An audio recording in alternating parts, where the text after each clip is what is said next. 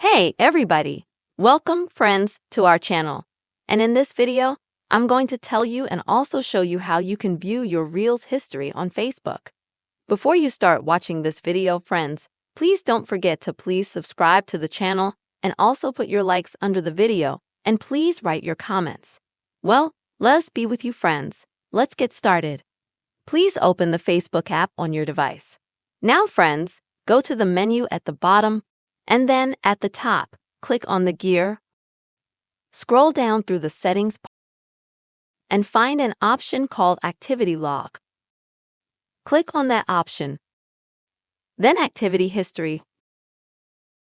When that option loads up for you, it may take, as you can see, some time, especially if you spend a lot of time on Facebook when the activity history will load. Please click on Filters. Now Categories. Next is your Facebook activity and Reels. You can click on All or your Reels, whatever you prefer, and that way you will see the entire browsing history of Reels on Facebook.